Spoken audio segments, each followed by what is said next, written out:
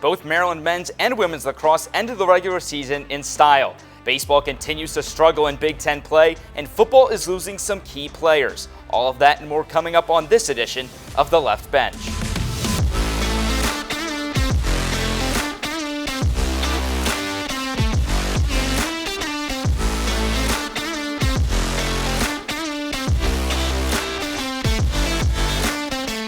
It was a really good, well-rounded game. I was really pumped up about it.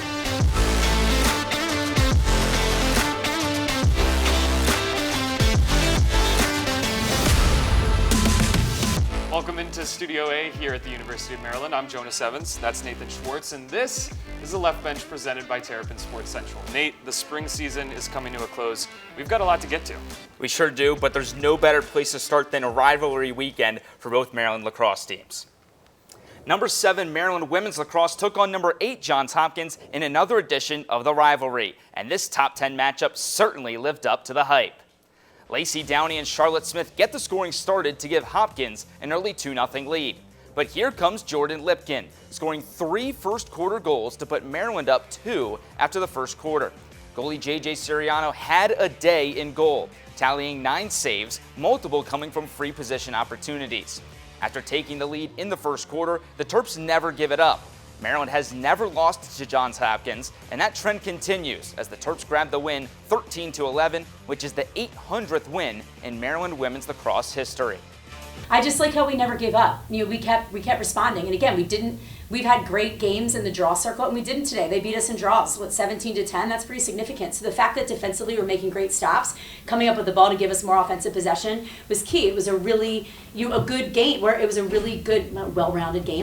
We'll continue the rivalry, but head over to the CQ Stadium for Maryland men's lacrosse's match with the Blue Jays. The Terps were neck and neck with Johns Hopkins in a top 10 showdown in front of over 10,000 fans under the Friday night lights. Daniel Kelly gets things going for the Terps 3 minutes in with his 21st goal of the season off an assist from Eric Spanos. Those two have been incredible this season. Hopkins responds with the 2 unanswered. They take the lead. Jonah Carrier ties the game up with a Fogo goal, but for the first time of the season, the Blue Jays come storming back. The Terps then score 4 unanswered goals to go up 6-3, including 2 from Brayden Urksa, who led the scoring for the Terps. Start of the second half, and Urksa added again, recording an early game hat trick. Terps up 7-5, and then Maryland is up 1 late, and at the start of the fourth, Hopkins ties it up at 8. The Terps go on lockdown, stopping any sort of scoring from Hopkins and go on a 3-goal run. Terps grab the 11-8 rivalry win. Here's John Tillman with more. Kind of just settled into, just kind of back and forth and, give them credit. Obviously, their goalie played great, 20 saves, so you got to give him his due. Certainly a lot we can learn from that. But, with our guys, 9 turnovers, I think if we go into any game and we end up with 9 turnovers, I'll take that. That's a great job by these guys.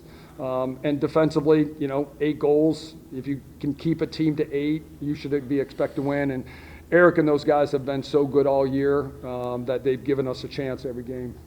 After struggling against the Blue Jays in last year's matchup, Brayden Urksa made sure history didn't repeat itself on Friday. He had a career night on the biggest stage, making his presence felt as a spark plug to the Maryland attack. TSC's Ben Geffner has more on Urksa's impact. These games are awesome. I mean, these are the games you come here for. That was the thought process for Brayden Urksa and the Terps in front of a packed 10,000-plus CQ Stadium crowd for another edition of Maryland vs. Johns Hopkins, arguably the most historic rivalry in all of men's lacrosse. In last year's matchup, Urksa was shut out with 0 goals and just 2 attempted shots on goal. Maryland lost it 7-5. This time against the Blue Jays, the junior attackman did a full 180, making sure history didn't repeat itself. Urksa ended the first quarter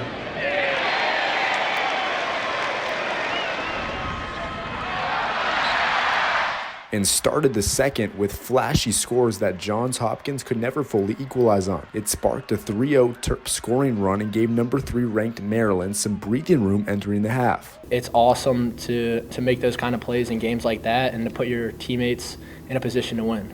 And I think that's kind of just what it's all about, and I was really pumped up about it. Then came the hat trick after the break, just Urksa's 3rd of the season. Urksa eventually finished with a game-high 4 goals, also a season high and the most he's earned in a single game in over a year. His final one of the night, arguably most impactful, came right here on the 16-yard hash, giving the Terps a much-needed cushion late to close out things against the Blue Jays. Up just one goal in the pressure sequence down the stretch, the Terps ran the fast break play for Urksa to perfection. Once more, Urksa's offense served as the spark plug for 3 unanswered fourth-quarter goals in the 11-8 Maryland victory, securing itself a coveted bye in the Big Ten tournament. Despite the individual success, the goal for Urksa and company is simply to keep peaking at the right time. I think it is fun that when you have 6 guys out there, it's always about just making the best play and nobody's chasing stats or anything like that. Guys are just happy for each other's success, and all they want to do is win. For Terrapin Sports Central, I'm Ben Geffner. What a season it's been for Braden Urksa. Jonas, he's having a career year, on pace to have a career year after really stepping up last year. It's been no different this year. And you kind of look back at the history of these Terps teams, there's always been that one guy who kind of stands above the rest as the goal scorer, as the elite playmaker for their team, and he's taking on that responsibility this season. And last year it wasn't that way. It was kind of just Absolutely. a mixed bag. This year it feels like Urksa has taken that next Terps step. have won championships with that format, so we'll see. That's right. Now, we've already talked a lot of lacrosse, but we might need a little help putting this past weekend of games into perspective. TSC's Benji Kaufman is in Studio B with more on the rivalry between the Terps and the Blue Jays and how these latest games fit into the history of the rivalry. Benji? Yeah, guys, the greatest rivalry in lacrosse was just renewed this past weekend, with both Terp squads earning a win. But before we talk a little more about these recent games, let's dive into the history of the rivalry. Maryland's and Johns Hopkins are 2 of the oldest programs in the country, and the 2 clubs have met almost every year since 1924. In college football, there's Paul Bunyan's axe for the Wisconsin and Minnesota rivalry, and the golden hat for the Texas-Oklahoma matchup, so it's only right that for a rivalry in the state of Maryland, the trophy is a crab. Introduced in 2015, this 25-pound wooden crab-shaped trophy is given to the winner of the annual game. And this year, the Terps took it back. Now, Maryland's men's lacrosse just did win the latest version of the rivalry, but the Terps have not had the edge in the all-time series. Of the 119 games, Maryland has only won 57 times and has lost 67 of the annual matchups. Maryland's worst stretch in the rivalry came in the 70s and 80s when it lost 15 straight to Johns Hopkins. But the Terps have taken 7 of the last 9 games, which have included 5 straight dubs across the 2021 and 22 seasons. Now, Braden Urksa did cement himself in the rivalry after his 6-point game on Friday night, but let's talk about 2 other big names in Maryland lacrosse who have also shined in this matchup. In 2017, attacker Matt Rambo was everywhere in the 12-5 win over the Blue Jays. Rambo tallied 3 goals and 4 assists on his way to earning the Tewarton Award that season. 5 years later, Logan Wisnauskas led the way for Maryland's 22-7 rout over the Blue Jays. 5 goals, 3 assists, all in 3 quarters. Johns Hopkins had no answer for the best player in the country in 2022. Let's move over to the women's lacrosse team, and I just have a question. Can you even call this a rivalry when one team hasn't even lost in the series? Maryland is 27-0 in the rivalry against Johns Hopkins since it started in 2000, with 1 game coming in 1979. And the average margin of victory for Maryland is almost 8, just dominance from the Terps. And guys, there's a ton to love about this rivalry, but what's great is that the annual matchup is always the last game of the regular season, helping each squad gear up for the postseason. And both men's and women's teams are certainly poised for a deep run. Back to you guys. Yeah, Benji, you make a great point that it's preparing for the postseason because of the physicality that this game brings, and you can kind of just sense that both teams in both matchups are just so ready to play their best lacrosse in the most important months of the season. Yeah, Jonas, you were at the men's rivalry game last year. That was a very chippy game of lacrosse, and ever since we've been covering these rivalry games, there always just seems to be a higher stake. Benji makes a great point. This sets the tone for the postseason. This feels like a national championship setting for both teams, and that's what makes it such a great rivalry. No, absolutely. Well, all right, we've still got plenty of Terps to cover, including Mike Loxley's newest edition of the spring transfer portal. And speaking of Maryland football, Ryan Martin will join us to recap Ty Felton's pro day and preview his future at this week's NFL Draft. Stick around.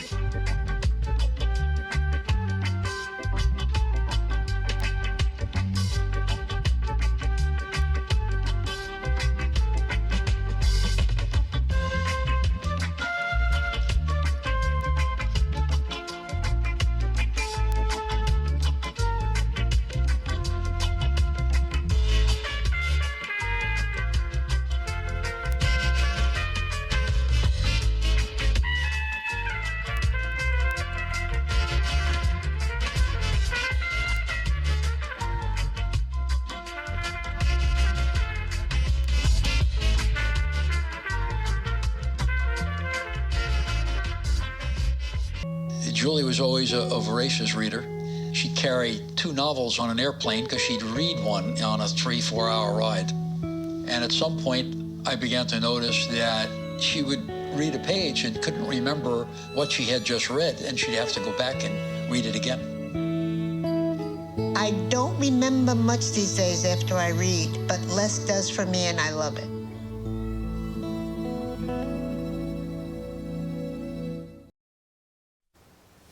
Welcome back to the Left Bench presented by Terrapin Sports Central. Jonas Evans here with Nathan Schwartz. And Nate, Maryland baseball just can't seem to figure it out. Yeah, the inconsistency has been a glaring problem all season long. The Dirty Terps went out to Bloomington this weekend for a 3-game set with Indiana. After blowing a late lead in Game 1 and winning via the mercy rule in Game 2, a rubber match decided who would take the series, but Maryland fell short yet again. Indiana takes an early lead in the bottom of the first on a wild pitch and never looks back. The Hoosiers stay in the lead for most of the game, with RBIs from Corbin Dickerson and Jake Hanley giving Indiana a 2-run lead in the 5th. Now in the 6th, Alex Calarco ties the game with a 2-run homer, his second blast of the day and 16th on the season. But Indiana immediately responds. The Hoosiers go on to score 12 runs in the final 3 innings, which Devin Taylor caps off with a 3-run homer to seal a 15-5 mercy rule win for Indiana, giving the Hoosiers the series win. Maryland women's basketball received some surprising news Monday afternoon as redshirt senior guard Allie Kubek entered her name into the transfer portal. Kubek spent 3 seasons in College Park and provided a steady presence down low. After missing her junior season with a torn ACL, Kubek averaged 9 points and just over 4 rebounds a game in her 66 games as a Terp.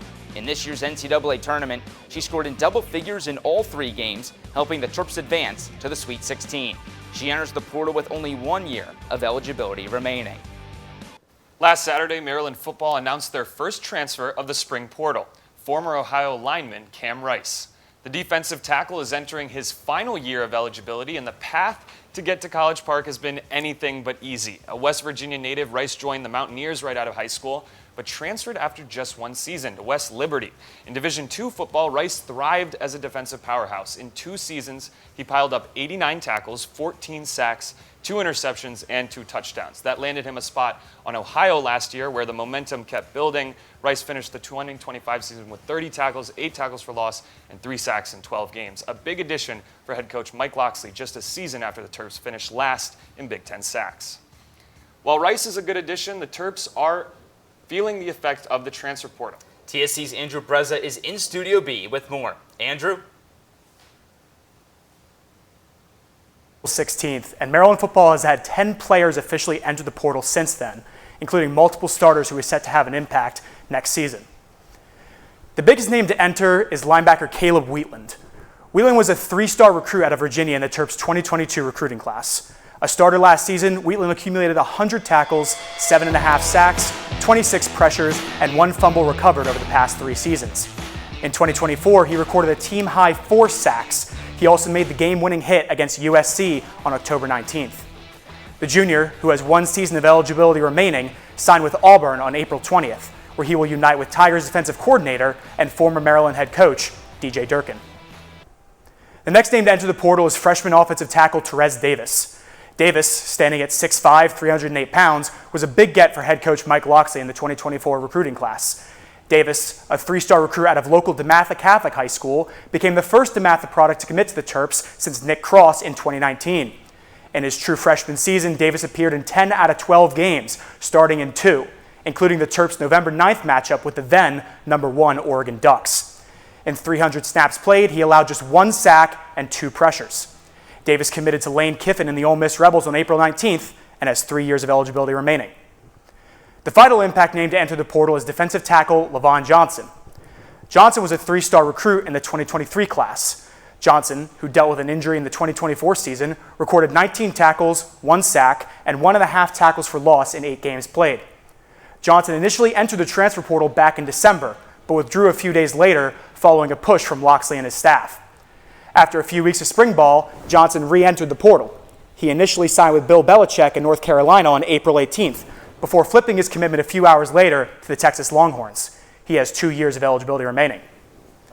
This isn't the first transfer portal rodeo for Loxley, but this year offers a new challenge. The The 2025 season will be the first in which universities can directly pay athletes out of their revenue share. Guys, although the losses hurt, by adding Cam Rice, the Terps have already used the portal to their advantage. And with the portal open still for a few more days, there's still plenty of time for the Terps to add more.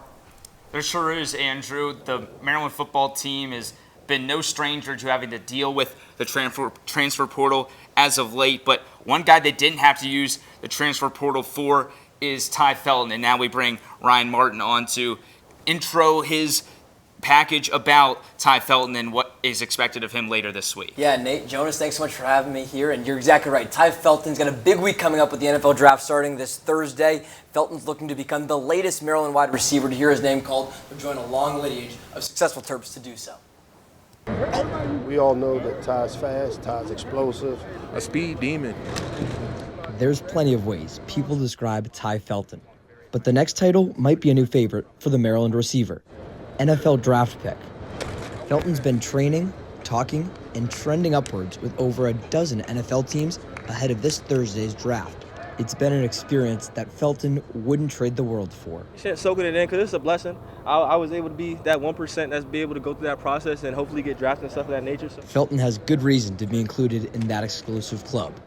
Maryland's senior team captain was a first-team All-Big Ten selection last year, leading the conference in both catches and yards. Felton's potential at the next level puts him in the same conversation as Terp greats and now NFL stars DJ Moore and Stephon Diggs. Or, for head coach Mike Loxley, Felton's time in CP draws comparisons to another NFL receiver he coached. Found a niche and role on special teams, very similar to another great receiver I had, Devontae Smith, who excelled at special teams and did all the little things. Those are the things that are going to maybe push Ty up.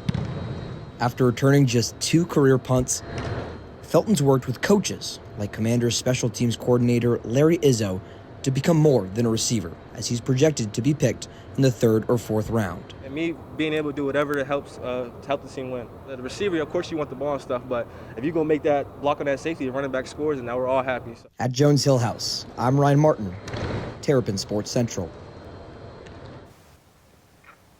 Yeah, guys, that one was a lot of fun to get to know Ty's story a little bit more. A guy who missed his last 2 years of high school football in the area again, but now he's looking to be the first Maryland receiver since DJ Moore to be drafted. Moore was drafted in 2018. He would also be the 10th wide receiver coached by Mike Loxley to get drafted. And Nate, I know there's a lot of smoke about him going to the Washington Commanders. I know you'd like to see Felton stay in the DMV there. I saw a Ravens scout there as well. I would be interested. Zay Flowers was in town too for his friend. I would love Ty Felton on the Commanders. I think he'd be a perfect fit with our offense. But we'll just have to wait and see. I think any NFL team would be lucky to have Felton on the roster. And maybe as a punt returner or kick returner, too. That would be an intriguing spot for Ty. Yeah, you saw in that package right there. Over his 4 years, only 2 punts returned by Felton during his time as a Terp, but he's really looking to add that extra versatility for an NFL team. Yeah, really great stuff, Ryan. Appreciate it. All right, well, stick around because when we come back, Brandon Schwartzberg will be joining us in studio as we head down memory lane. And, of course, we'll have our Pro Terp, Terp of the Week, and Top 5 Plays. Stick around.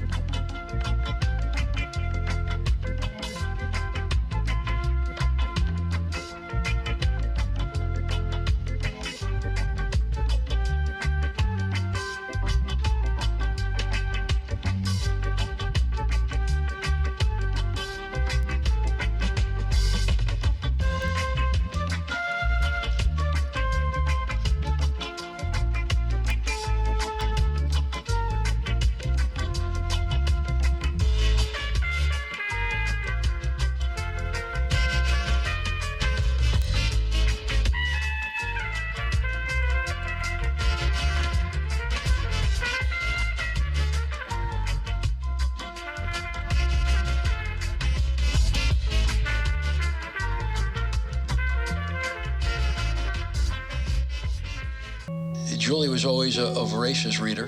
She'd carry 2 novels on an airplane because she'd read one on a 3-4 hour ride. And at some point, I began to notice that she would read a page and couldn't remember what she had just read, and she'd have to go back and read it again.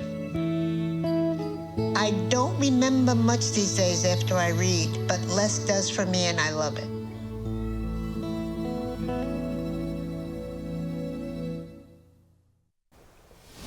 Welcome back to the Left Bench. I'm Jonas Evans here with Nathan Schwartz, and Brandon Schwartzberg has joined us at the desk to play a little game of Blast to the Past. Right, Nate? Absolutely. So the three of us have been on a lot of shows together. We've had some great moments at the desk and in Studio B over the years. The DTP, triple box as well. The triple split. The triple split, if you will. But I figured I would take the liberty to go back in time over the past couple of years and pick out some of our best moments that we shared together on the desk. And by that, you mean your best and probably our worst, I'm going to guess. Probably our most emotional. Exactly, yeah. Jonas might be mad at me with the first one. But, you know. I haven't seen these. I don't like this. Yeah, Brandon might know a few of them because you heard me making them. Yeah. I know all of them. There's 6 of them. Bear with us. Some of them are long, some of them are short. And you don't know anything. I'm nervous, So, yeah, I say we just We've said a lot of stuff. We have said a lot of stuff. So I say we just get going with the first of 6 flashbacks. And this one, I'm going to consider a hot take because I think there's one player in this Maryland lineup that needs to maybe come out before they start conference play, and he's second in points per game. I think Julian Reese should be replaced by Tafara Gapare. Now, my reasoning is 3-point reasoning. I think that obviously Julian's not really providing much there. I think Derek Queen, when he gets into the paint, is kind of a monster on his own. I don't know how much Julian Reese is adding to that danger. And we saw Gapare can shoot, and we also saw he can block. He had, 6 last game? So much more versatile 4. I think it makes for much more of a modern starting 5. But obviously, Julian Reese is the one they introduced last at the men's basketball game, so that would be a huge change. Jonas, remind me how many years Julian Reese has been here? Well, That's what I thought. Also, the reason that they play these non-conference games is so that they can test out the best starting lineup before conference play starts. So would you say Gapare having more blocks than a bigger Julian Reese is just, nothing of note? I think that considering, I believe, 6 of their non-conference opponents have been, I believe, outside the Ken Pom top 300, that I take the body of work of Julian Reese the past 3 years more than Gapare's this season. Brandon. Man, that's a rough one to start with. Let's just say, with. I mean, we set this show up. We say, let's give some hot takes. Let's give the audience a little bit of juice. Yeah. And maybe I went a little too far with that one. I'd say so. And again, my point then, I feel like it still Probably stands. a pretty good point, yeah. Also, Short sample size. with Gapare, we never would have gone the Crab 5. Yeah, that's true. Well, I mean, you could have, but having the homegrown talent I not in there have to fully doesn't take feel that the back. I have same. to fully take And that I'll say this at the time, it wasn't a crazy thought. Like, it was, I wouldn't have said it on air. I remember it was a hot take. I was definitely like, there was that rough patch at the beginning. But Julian Reese, I would say at least he did definitely kind of bring his level up a little bit kind of in that second half of the season. Obviously, clearly, great player, great at the rim. And I think more than anything, actually, I was slightly more surprised by Gapare's less involvement as the season went on, because I saw him as a pretty exciting player in those early games, even if they were weaker opponents. Yeah, and again, I think a lot of that was just, besides the point of weaker opponents, as the season was going on, Willard just really, we saw it, stuck with the starting 5 for most of the game. The bench was really not used at all. And so I think once Willard and the staff figured out what the starting 5 was, with Reese in it, they were going to stick with that the rest of the way. Yeah, all right. I want to get off to this topic as soon as possible. Jonas, the scapegoat for the first one. Let's play the second. And the schedule, you look at Penn State, Ohio State, Michigan. The Nebraska and Illinois games can be harder too. So I think they can get to 7. 8 is definitely a possibility. No chance they get to 9. See, this is why you're wrong. You mentioned that Charlotte game. That's why you schedule those easier non-conference games, to get those jitters out of the way. I believe they went jitters, all right. That's for sure. That's for sure. Yeah, they went undefeated, I believe, last year facing the Big Ten West. They lost to Purdue. You're right. They're not playing. I'm sorry. They're not playing Purdue this year, are they? No, they're not. And so if they go undefeated against the Big Ten West, that's 9 wins right there. And then I believe they're going to beat one of Michigan, Penn State, or Ohio State. No. They play 3 in the Big Ten West. Northwestern, Illinois, Nebraska, 3 non-conference. And if they win against, I don't even know who they play, Virginia, that's 6. That's 6, not 9. Can't even do math. All right, moving on. I say no because they lost 5 of their top 6 scorers from a season ago. It's a whole new team. They're under 500 for the first time since 2020. And so just by that standard, I don't think they are. Indiana's still there. I'd like to see Nate's reasoning because, again, their offense really has not been existent to start the season. 2 words, Sasho Swarovski. You're such a casual for that take because you don't even realize that they have the best men's soccer coach in all of Division I. He's got over 450 career wins. I mean, the fireworks that started what has become our segment after years, and I wasn't even in that one. You guys were going at it the whole time. Yeah. That was, I mean, Got emotional. I felt so validated in that moment because you were just spitballing. You had no idea what you were saying. I clearly won that, albeit soccer did not. Yeah, I was going to say So that you was soccer's worst year in a long time. You won that question, but I just felt like I mopped the floor with you. Again, it's because I said it then, I'll say it now. It's because you used up the entire 2 minutes of the timer.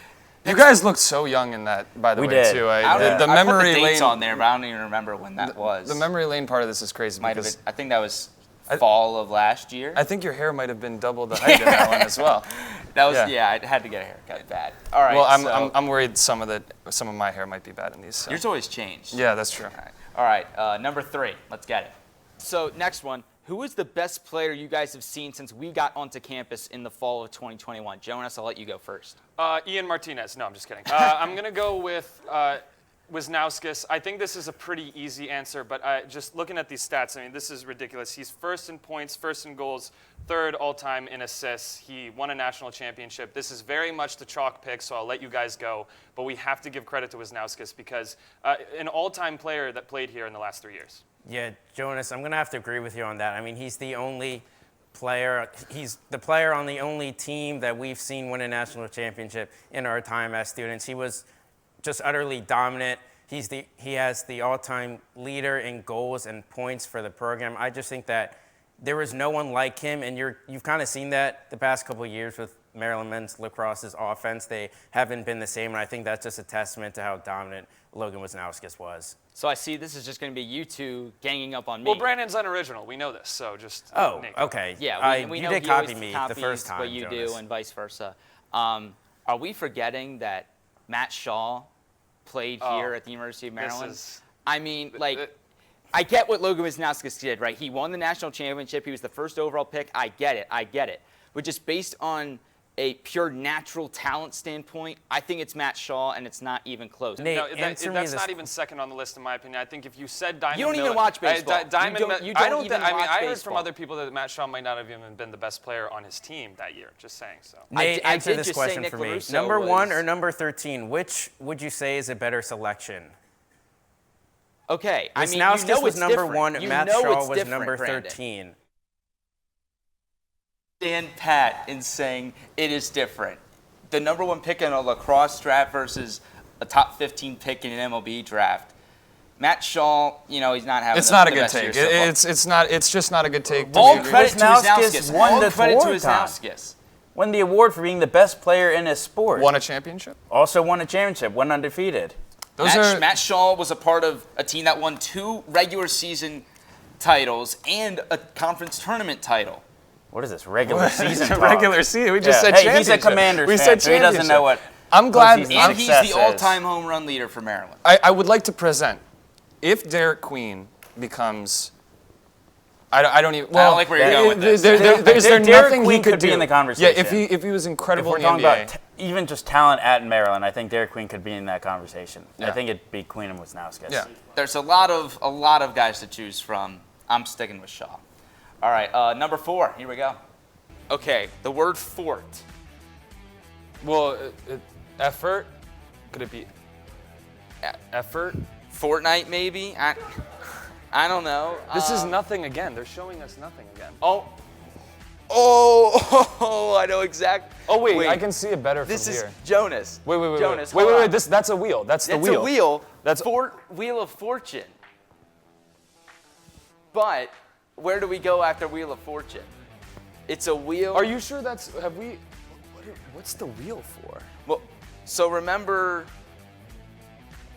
Did we do a segment on here? Remember last year Ricky Pogorski and Kira Bruno did, I was going to say Kira did something like that. They did something in here with the wheel. I don't remember the wheel. Oh. Oh my gosh. Okay.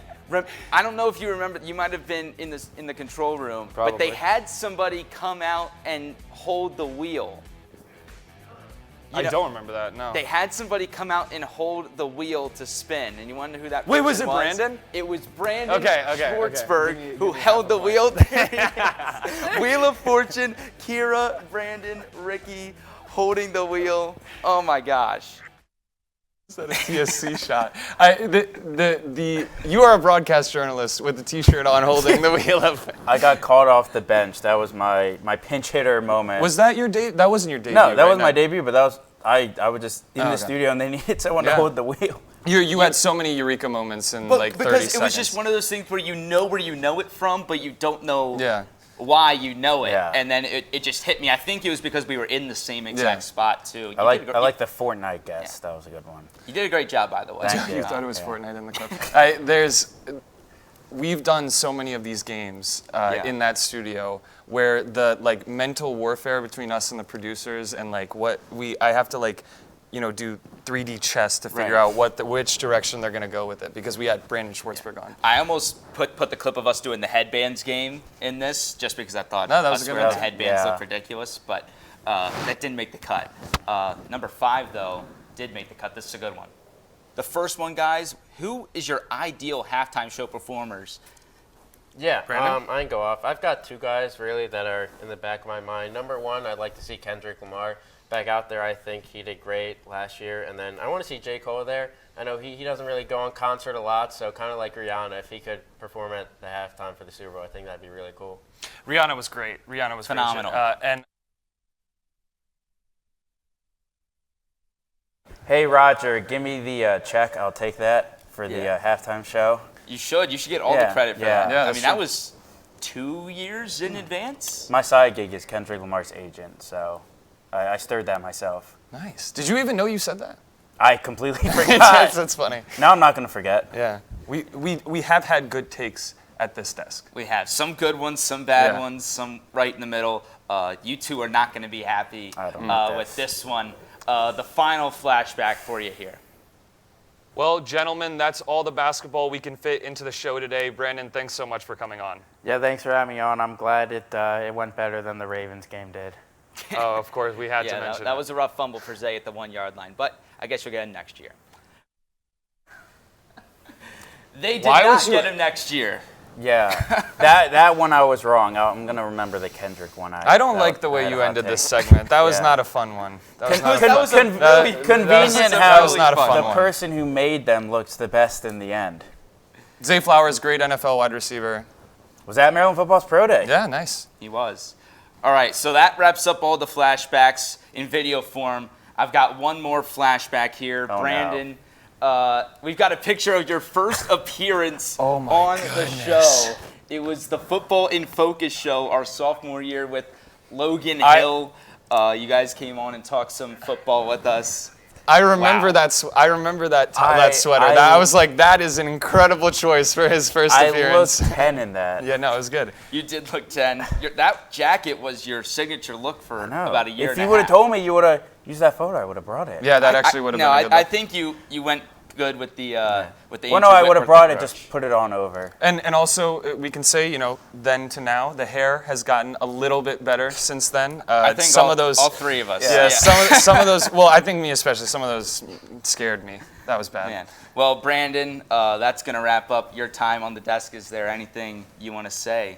No, I mean, it's always been a pleasure. I've been very appreciative to everyone who's given me this chance. Obviously, you all know I'm a writer, but this has been a lot of fun. I always have enjoyed when I've gone on, all the good, the bad, the hot takes, the cold takes, but I know it's been great.